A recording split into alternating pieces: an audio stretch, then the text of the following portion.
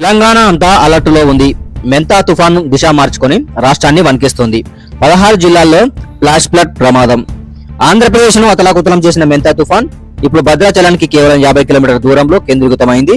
ఖమ్మం జిల్లా కేంద్రానికి 110 కిలోమీటర్ల దూరంలో తుఫాన్ బలంగా వీస్తోంది. దీని ప్రభావంతో తెలంగాణలో భారీ నుండి అతి భారీ వర్షాలు పడే అవకాశం ఉందని వాతావరణ శాఖ హెచ్చరించింది. హైదరాబాద్ నగరంలో రోడ్లు జలమయమయ్యాయి. ట్రాఫిక్ జాములు, ప్రజలకు తీవ్ర ఇబ్బందులు. నల్గొండ, వరంగల్, ఖమ్మం జిల్లాలో రెడ్ అలర్ట్లు జారీ చేశారు. మహబూబాబాద్ జిల్లాలో స్కూళ్లకు సెలవులు ప్రకటించారు. రైల్వే ట్రాక్లపైకి వరద నీరు చేరడంతో కోనార్కు, గోల్కొండ ఎక్స్ప్రెస్ సహా 127 రైళ్లు రద్దయ్యాయి.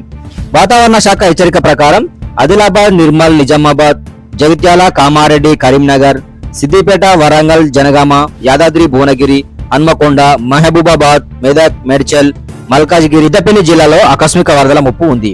తుఫాన్ రాబోయే 6 గంటల్లో బలహీనపడే అవకాశం ఉన్నా దాని ప్రభావం మాత్రం కొనసాగుతుందని చెబుతున్నారు నిపుణులు. తాజా అప్డేట్స్ కోసం మా ఛానల్ ను సబ్స్క్రైబ్ చేయండి.